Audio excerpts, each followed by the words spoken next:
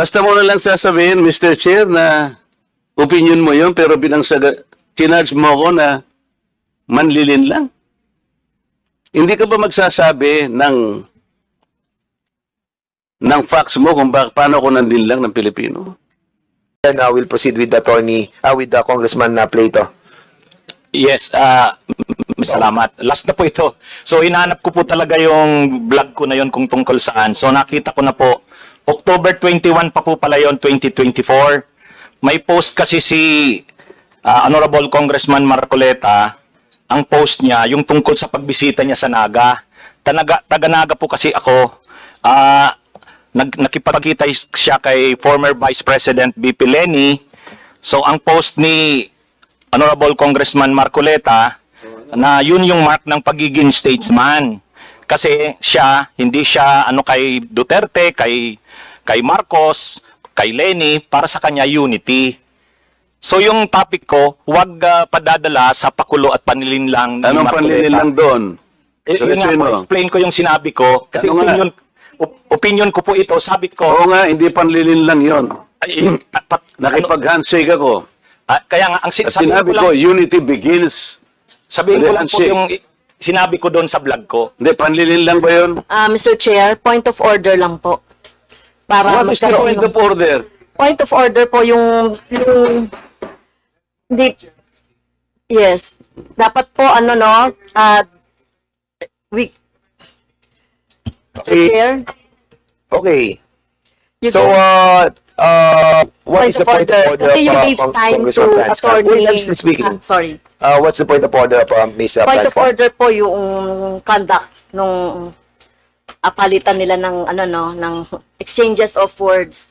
So, you have recognized po Attorney Ricky. So, let him explain before our colleague Marcoleta. I understand. Yeah. Okay, I'll be looking para at- wait, maging wait, okay. And please I understand address, both of you, please address the chair para hindi po Yeah. nagsasagutan. All right. Thank you. So, we'll be letting Attorney Ricky to reply, and then I'll give a chance to Congressman Marcoleta also to ask you as well. Sige. Yes po, Attorney Mr. Ricky. Chair, thank you po. Ang sabi ko lang po, kasi kanina po, tinatanong ako tungkol dun sa vlog ko na yon. Hindi ko talaga maalala sa dami ko ng vlog. So, binasa ko po, pinanood ko. So, tungkol po yun sa post ni Honorable Congressman Marcoleta. Sabi niya, reading from netizens, reactions on my brief and casual meeting with former VP Leni. After my trip to Sipokot, I now realize how really divided our people are. Reaching out to all our leaders can also be personal. Our ability to show our humanity beyond the realm of political. How else are we able to exemplify the true meaning of statesmanship if you refuse to extend your hand to all who wants to grasp it? I believe unity always begins with the handshake. Tapos may picture siya, kasama niya sa BBBM, si Duterte, si Leni, si Sara. Ang reaksyon ko doon, sabi ko, wag tayong padadala doon sa pakulo na yon at panlilang na. Kasi sabi ko, ang totoong statesman, ang paninindigan niya para sa bayan. Hindi ko nakita kay Congressman Marcoleta na ang mga paninindigan niya sa issue ay para sa bayan. So honest opinion ko po yun. Yung po yung ko. Hindi po ako doon, hindi po malicious yung yung intention ko doon. Mr. Chair, may I react? Marcoleta, now you have the floor. Pinutol mo lang, attorney. Ang kasunod nun, alam mo, tingnan po ninyo yung record ni ni Congressman Marcoleta.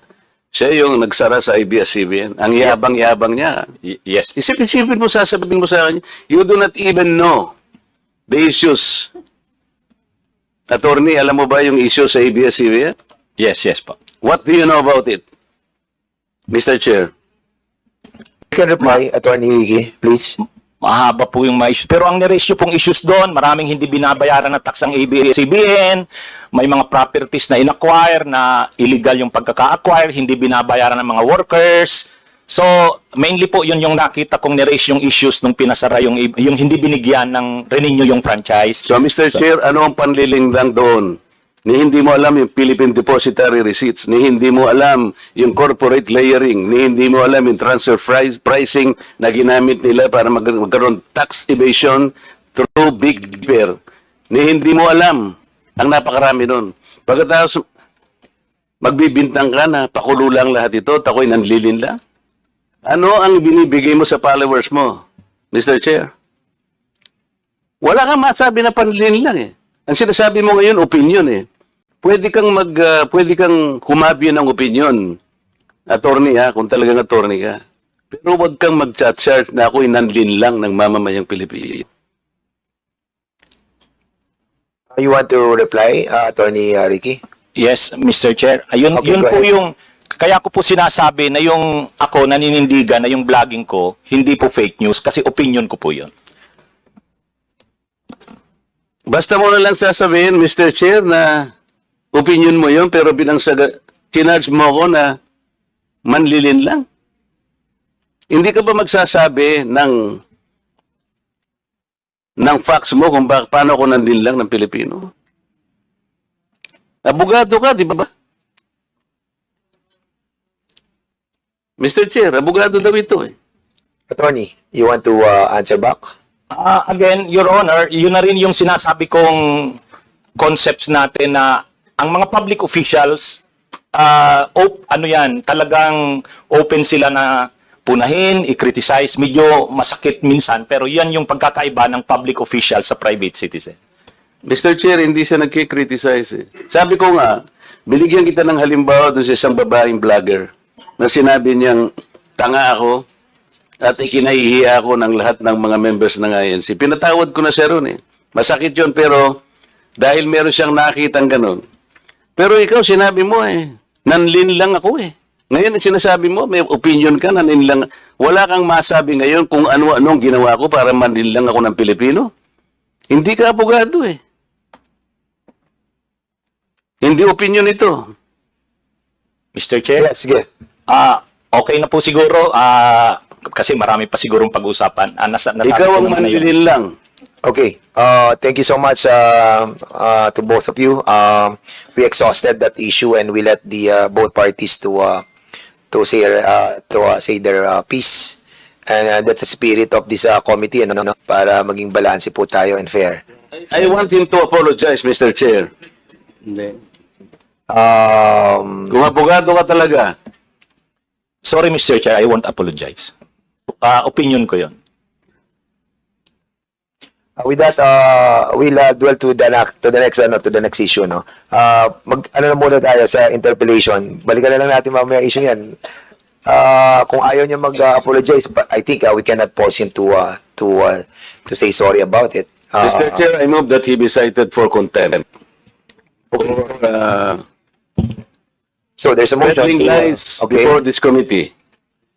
So I cannot even answer simple questions kung paano ko nilinlang ang mga Pilipino. We cannot just let people, kahit na ba public figures tayo eh. I give him the chance. okay, 1 minute suspension.